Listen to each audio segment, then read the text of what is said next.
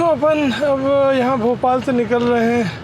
Originally तो अपन ने plan किया था कि अपन लौटते समय राजस्थान वगैरह कुछ फोर्ट देखने थे, वो होते हुए जाएंगे। पर गर्मी इस समय बहुत है यहाँ पे, दिन का टेम्परेचर ऑलमोस्ट 45-48 तक जा रहा है। तो कुछ ऐसा लगा कि इतनी गर्मी में अपन क्या कुछ देख पाएंगे, तो इसलिए फ़िलहाल तो अपन ने ये सोचा है कि अपन वापस चलते हैं बैंगलोर, और जो अपना साइट सीइंग का प्रोग्राम है वो कुछ मटीरियलाइज नहीं हो पाया क्योंकि गर्मी बहुत ज़्यादा थी। तो चलिए चलते हैं। आज मोस्टली अपन हैदराबाद तक पहुंचने की कोशिश करेंगे और उसके बाद कल बैंगलोर तक पहुंचने की कोशिश करेंगे। चलिए। तो अभी 4:30 बज रहा है, हम लोग बस घर से करीब 4-5 किलोमीटर आगे आए हैं। ये जो भोपाल का रिंग रोड है वो लिया है और इससे अपन होशंगाबाद हाईवे पे निकलेंगे और वहाँ से फिर आगे बढ़ेंगे। अभी तो बाहर एकदम डार्क है, जैसा कि मैंने बताया 4:30 बज रहा है, लेकिन इस समय भी जो टेम्परेचर है वो 30 डिग्री सेल्सियस है। तो आप इसकी यहाँ की गर्मी का अंदाज़ा लगा सकते हैं, और गर्मी ऐसी ही आलमोस्ट बनी रहेगी आप हैदराबाद तक। हैदराबाद से जब आगे निकलेंगे तो थोड़ा गर्मी कम होगी। तो आज का अपना दिन पूरा गर्मी में निकलने वाला है। तो चलिए चलते हैं और देखते हैं क्या इंटरेस्टिंग होता है आज की ट्रिप में, और फिर जैसे जैसे कुछ होगा मिलते हैं। अभी 5:45 बज रहा है और थोड़ा सा सनराइज़ तो नहीं हुआ है पर लाइट आ गई है, तो डार्कनेस चली गई है। और अपन ने जो इटारसी तक का जो नया 4 लेन रोड है वो क्रॉस कर लिया है, और अब अपन इटारसी और बैतूल के बीच में है। चलिए आगे मिलते हैं। तो अब अपन ये जो बैतूल के पास 4 लेन शुरू हो जाती है उसमें आ गए हैं। जो फॉरेस्ट रोड है और जो ये शाहपुर ये सब निकल गया है। अब यहाँ से करीब 170 किलोमीटर की 4 लेन है, उसके बाद अपन नागपुर के आउटर में पहुँच जाएंगे। तो चलिए चलते हैं। अब हो सकता है ब्रेकफास्ट के लिए ना रुकें, थोड़ा बहुत अपन खा के निकले थे घर से, मूड बनेगा तो कहीं चाय के लिए रुकेंगे, नहीं तो नागपुर के बाद कहीं रुकते हैं लंच वंच खाने के लिए। चलिए। तो ये अपन बॉर्डर पे आ गए हैं, महाराष्ट्र बॉर्डर क्रॉस करने आप वाले हैं। एमपी क्रॉस करके महाराष्ट्र में जा रहे हैं, और यहाँ से थोड़ी दूर पे करीब कुछ किलोमीटर आगे ही वो ट्रैफिक पुलिस का चेक पोस्ट हमेशा रहता है। अभी 7:50 हो रहा है, तो अपन देखते हैं वो चेक पोस्ट इतनी जल्दी है कि नहीं है। तो चलते हैं आगे, देखते हैं। अभी कहीं ब्रेकफास्ट भी ढूंढना पड़ेगा, तो देखते हैं कहाँ मिलता है।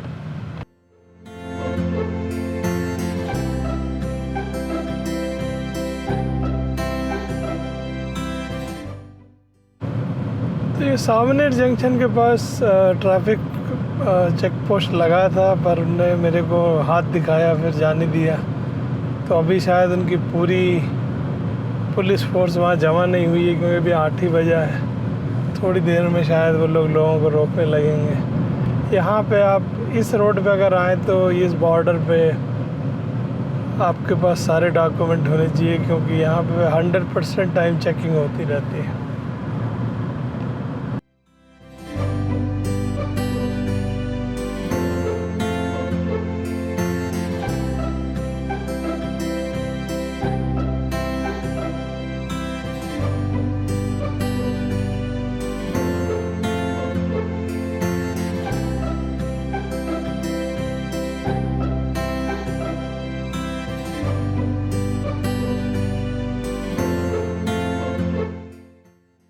तो ये देखिए इन्होंने रोक लिया।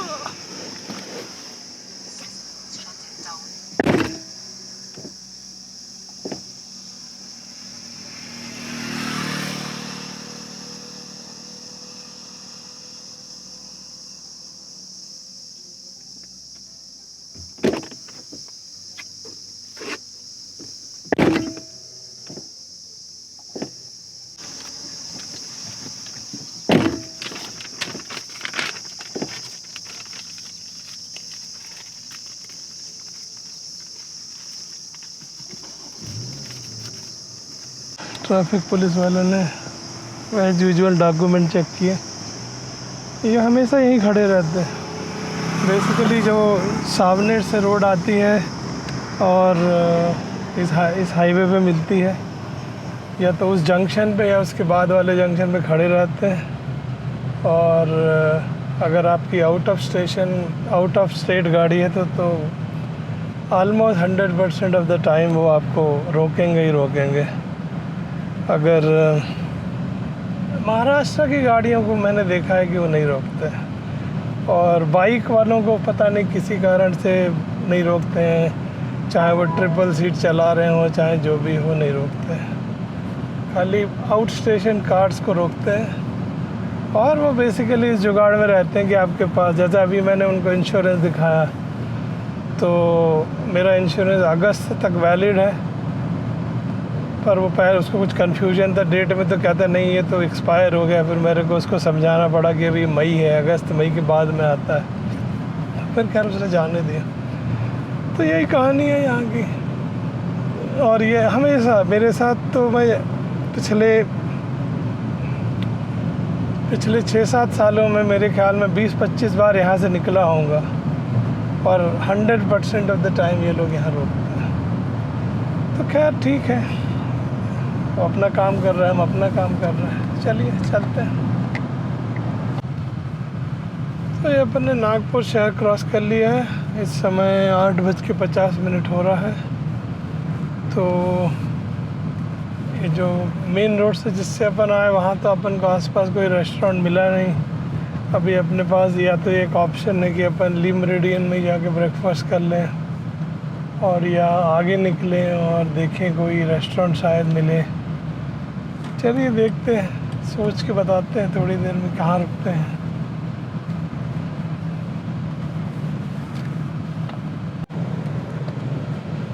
तो अभी अपन ने पंडर कवड़ा क्रॉस कर लिया है, और इस समय 10:50 हो रहा है। अभी तक ऐसी कोई जगह अपन को नहीं मिली जहाँ ब्रेकफास्ट किया जाए, तो अब अपन ऐसी जगह ढूंढते हैं जहाँ लंच मिले।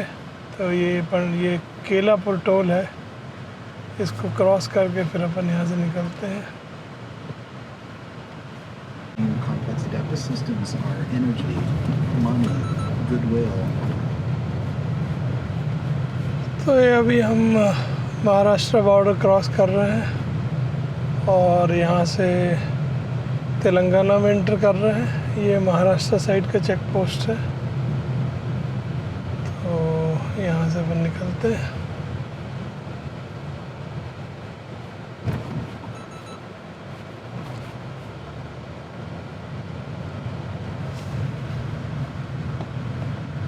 तो अभी अपन को पेट्रोल भराना है। रेंज सिर्फ 30 किलोमीटर की बची है, और पिछले कुछ 20-25 मिनट से कोई पेट्रोल पंप नहीं दिखा है, तो थोड़ी सिचुएशन कॉम्प्लिकेटेड हो गई। चलिए, मिल जाना चाहिए, इस रास्ते पे तो है पेट्रोल पंप, तो पेट्रोल भराते हैं और फिर आगे निकलते हैं।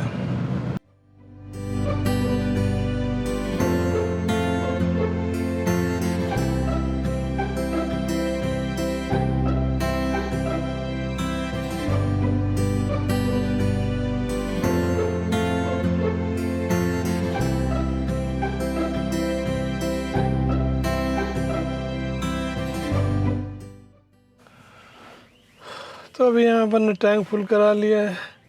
कल का जो ड्यूटी कट है उसके बाद ये तेलंगाना में रेट है 111 रुपये 59 पैसे। तो अब चलते हैं, अपन को हैदराबाद तक भराने की ज़रूरत नहीं पड़ेगी। तो चलिए, अभी तक खाने को कुछ नहीं मिला है, वो भी ढूंढना। तो यहाँ ये श्री आद्या ग्रैंड करके एक रेस्टोरेंट मिला है, यहाँ पे रुके हैं, यहाँ कुछ लंच करते हैं, फिर यहाँ से आगे निकलेंगे। अब हैदराबाद ऑलमोस्ट 2 घंटे बचा है, तो इसके बाद अपन आसानी से पहुँच जाएंगे। हाँ, तो अब हम ऑलमोस्ट हैदराबाद के पास पहुँच गए हैं, और ये नेहरू आउटर रिंग रोड में एंटर करते हैं। आज अपना प्लान है एक ये फेयरफील्ड बाय मैरियट होटल है, वहाँ रात में रुकेंगे।